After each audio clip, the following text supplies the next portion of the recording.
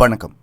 மோடி அரசின் உஜ்வல் யோஜனா போன்ற திட்டங்கள், அதாவது வீடுகளுக்கு சமையல் எரிவாயு இலவசமாக வழங்கிய திட்டம், எல்லா வீடுகளுக்கும் கழிவறைகள், எல்லா வீடுகளுக்கும் மின்சாரம் வழங்கும் திட்டங்கள், எல்லா வீடுகளுக்கும் தண்ணீர் கிடைக்கச் செய்யும் திட்டங்கள், சிறந்த சாலைகளை அமைக்கும் திட்டங்கள், மருத்துவமனைகள், போக்குவரத்து வசதிகளை மேம்படுத்தும் திட்டங்கள், புதிய விமான நிலையங்கள் என்று மக்களின் அடிப்படை தேவைகள் அனைத்தையும் நிறைவேற்றும் திட்டங்கள் பிரதமர் மோடி தலைமையில் மிக தீவிரமாக செயல்படுத்தப்பட்டு வருகின்றன.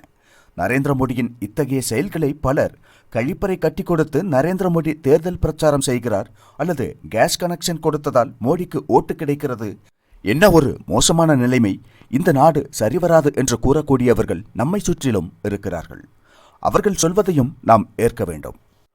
காரணம், ஜனநாயக நாட்டில் அனைவர் சொல்வதையும் ஏற்க அனைவரும் தயாராக இருக்க வேண்டும். ஆனால் ஒரு பிரச்சனை இருக்கிறது. பிரதமர் நரேந்திர மோடி 2023 இந்நாட்டு மக்களிடம் கழிவறை, எரிவாயு இணைப்பு, மின்சாரம் வழங்குதல் குறித்து பேச வேண்டிய நிலை உள்ளதென்றால் அது யாருடைய கையாலாகத்தனம்? பெரும்பாலும் நாம் வியந்து போகும் ஒரு விஷயம் உள்ளது. நரேந்திர மோடி காலத்தில் வேலைவாய்ப்பு இல்லை, அது இது என்று தொலைக்காட்சிகள் மற்றும் யூடியூப் விவாதங்களில் பேசுகிறார்கள் பலர். அரசியல் ஆர்வங்களை தவிர்த்து ஒரு சாதாரண இந்திய குடிமகனாக பார்த்தால் இது நமது நாடாகும், நமது நாடுதான் நமக்கு முக்கியமாகும். இங்கு நரேந்திர மோடி இந்த நாட்டை 10,000 ஆண்டுகள் ஆள வந்தவர் அல்ல. இந்திய மக்களாகிய நாம் தேர்தலில் தேர்ந்தெடுத்து இந்த நாட்டின் ஆட்சியை ஒப்படைத்துள்ள ஒருவர்தான் நரேந்திர மோடியும். நரேந்திர மோடி போல் இன்னும் பலர் இந்த நாட்டை ஆழ்வார்கள். மோடி வருவதற்கு முன்பும் பலர் இந்த நாட்டை ஆண்டிருக்கிறார்கள். ஆனால் அவர்கள் அனைவரையுமே தேர்தலில் வெற்றி பெற வைத்தவர்கள் இந்த நாட்டு மக்கள்தான். அதே மக்களும் எக்காலமும் வாக்களிக்கப் போவதில்லை. தலைமுறைகள் மாறிக்கொண்டிருக்கும், ஆனால் நாடு இங்கு நிரந்தரமாக இருக்கும். மக்கள் மாறுவார்கள், ஆட்சியாளர்கள் மாறுவார்கள், ஆனால் அடிப்படையில் நமது பாரதம் என்ற நாடு இங்கேயே இருக்கும். எனவே இந்த நாடுதான் நம்மை பொறுத்தவரை முக்கியமே தவிர தனிநபர்களோ அல்லது கட்சிகளோ அல்ல. நாம் புரிந்து கொள்ள வேண்டிய ஒரு மிக முக்கியமான விஷயம் உள்ளது. நரேந்திர மோடி என்ற ஒரு மனிதர் இங்கு ஆட்சிக்கு வருவதற்கு முன்பே நாம் இங்கு வாழ்ந்தவர்கள்தான். 2014 பிறகு பிறந்த குழந்தைகளுக்கு எதுவும் புரியாது. இந்த அரசியலை புரிந்து கொள்ளும் வயதும் அவர்களுக்கு இப்போது இல்லை. ஆனால் 2014 முன்பு இங்கு வாழ்ந்தவர்களுக்கும், மோடிக்கு முன்பிருந்த மன்மோகன் சிங், அடல் பிஹாரி வாஜ்பாய் ஆட்சி காலங்களில் வாழ்ந்தவர்களுக்கும், நரசிம்மராவ் ஆட்சியில் வாழ்ந்தவர்களுக்கும், அதற்கு முன்பு இந்திரா காந்தி, ராஜீவ்காந்தியின் ஆட்சியின் கீழ் வாழ்ந்தவர்களுக்கும் இந்த நாடு எப்படி இருந்தது என்பது நன்றாகவே தெரியும். இன்று இந்தியாவில் ஏற்பட்டுள்ள மாற்றத்தை 60 வயதிற்கு மேற்பட்ட அனைவராலும் தெளிவாகவே புரிந்து கொள்ள முடியும். 1970களுக்கு பிறகு இன்று இந்தியாவில் எவ்வளவோ மாற்றங்கள் ஏற்பட்டுள்ளன. இன்று நாம் பார்ப்பது 1970 மற்றும் 80களில் பார்த்த இந்தியா அல்ல என்பதை புரிந்து கொள்ள வேண்டும். ஆனால் பாகிஸ்தானுக்கு சென்றால் அங்கு இந்த மாற்றத்தை காண முடியாது. ஆப்கானிஸ்தானுக்கு சென்றால் இந்த மாற்றத்தை அங்கு காண முடியாது. பல ஆப்பிரிக்க நாடுகளுக்கு சென்றால் இந்த மாற்றத்தை காண முடியாது.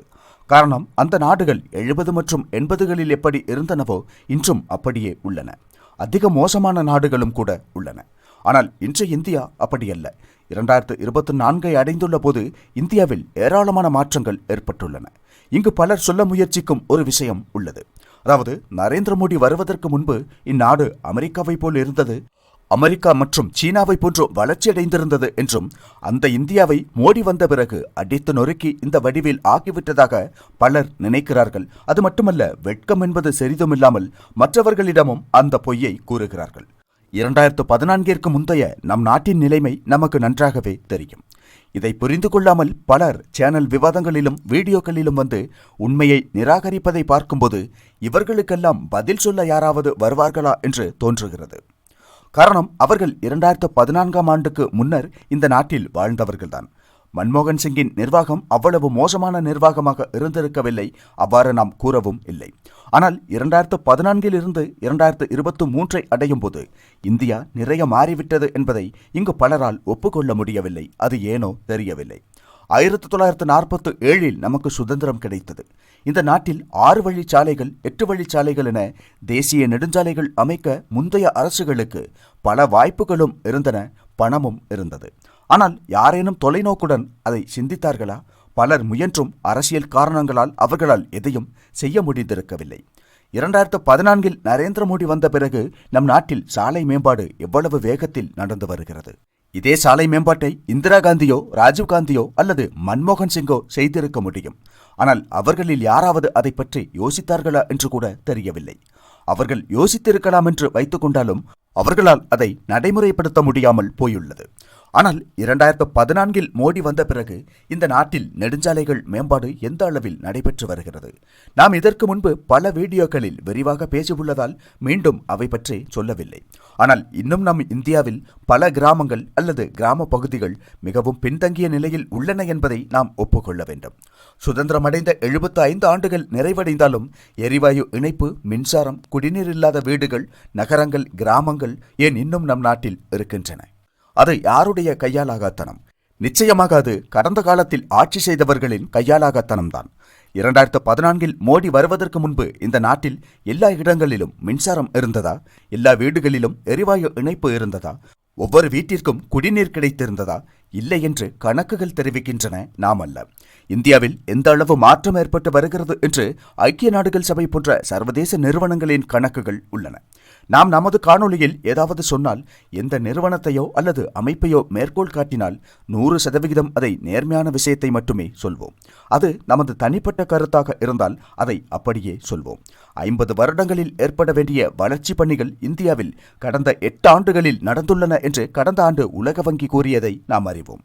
இந்தியா ஏழ்மையை நோக்கி சென்று கொண்டுள்ளது என்று சொன்னால் அதற்கு ஏதேனும் ஆதாரங்கள், கணக்குகள் இருக்க வேண்டுமல்லவா? உலக வங்கி, IMF அல்லது ஐக்கிய நாடுகள் சபை என எந்த மதிப்பீட்டிலும் இந்தியாவின் மொத்த உள்நாட்டு உற்பத்தி 2013 இருந்ததை விட 2 மடங்கிற்கும் அதிகமாக வளர்ச்சியடைந்துள்ளது. அதாவது 2013 நம் நாட்டின் தனிநபர் வருமானம் $1400 அமெரிக்க இருந்த நிலையில் அது இன்று 2600 எட்டியுள்ளது.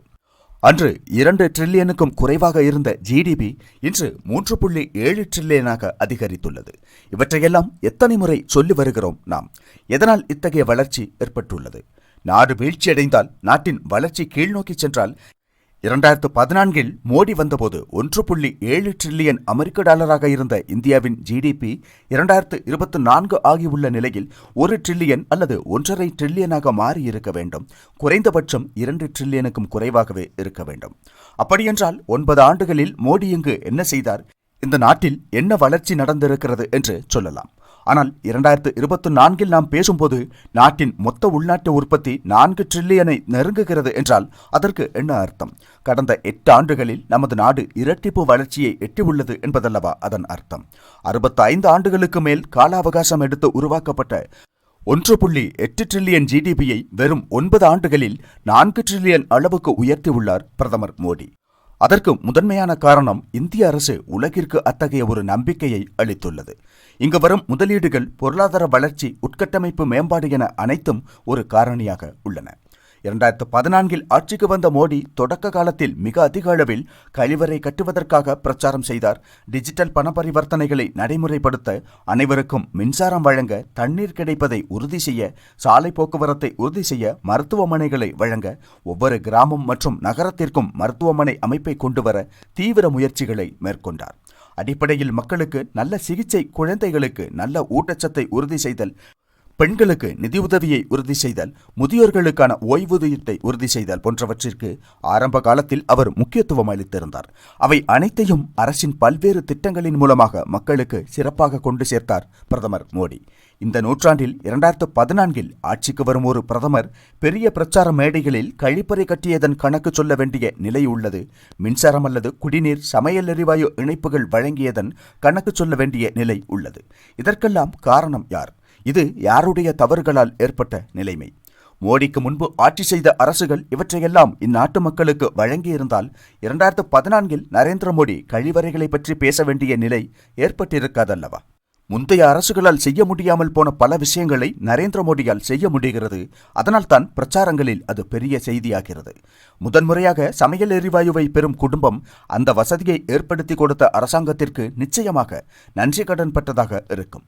குடிநீர் பஞ்சம் நிலவிய ஒரு கிராமத்திற்கு குடிநீர் வசதி கிடைக்கும்போது அதற்கு காரணமானவர்கள் மீது பற்றுதல் ஏற்படும் நிச்சயம். இவற்றையெல்லாம் கடந்த காலத்தில் ஆட்சி செய்த எவரும் செய்திருக்க முடியும்.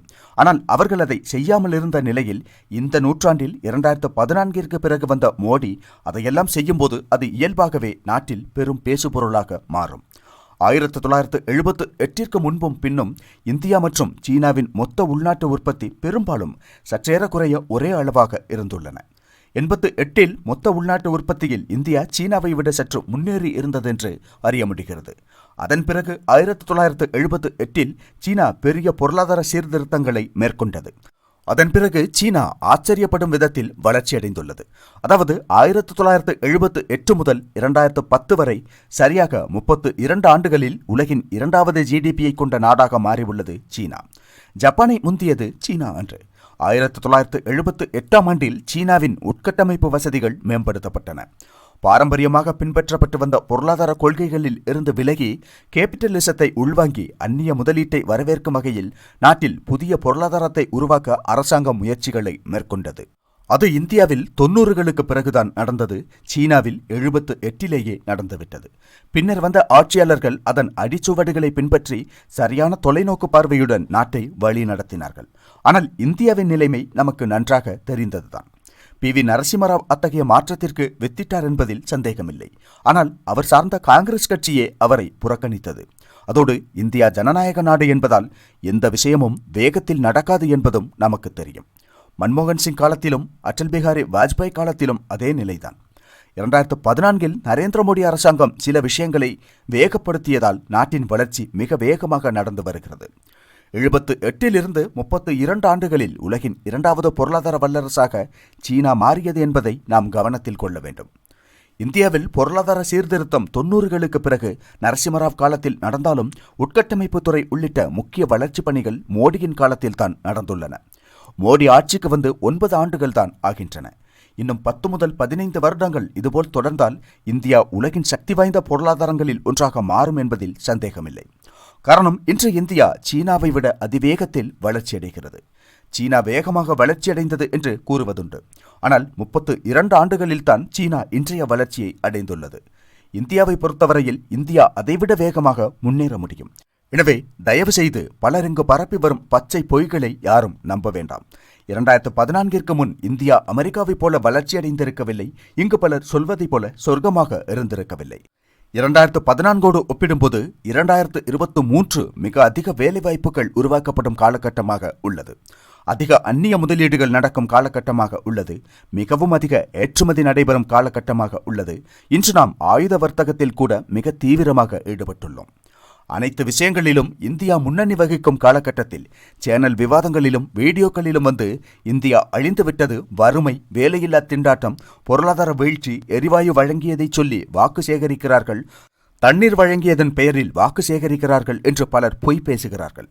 இப்போதும் எரிவாயு இணைப்பு கொடுக்கிறார்கள் அல்லது தண்ணீர் இணைப்பு கொடுக்கிறார்கள் என்றால் முந்தைய அரசுகளால் செய்ய முடியாமல் போனதால் தான் தற்போதைய அரசு தருகிறது என்று அர்த்தமாகும்.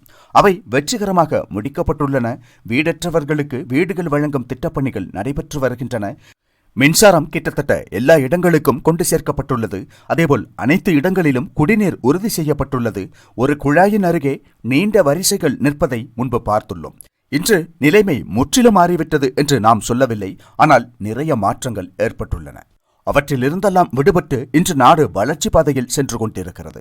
எனவே எவ்வளவுதான் உண்மையை மறைக்க முயன்றாலும் அது நிச்சயம் வெளியேறவே செய்யும். இன்றைய நிலை முன்பு போல் இல்லை. கடந்த காலத்தில் பத்திரிகைகள் எழுதுவதை நம்புவதை தவிர வேறு வழி இல்லை. ஆனால் இன்று அப்படி அல்ல நிலைமை.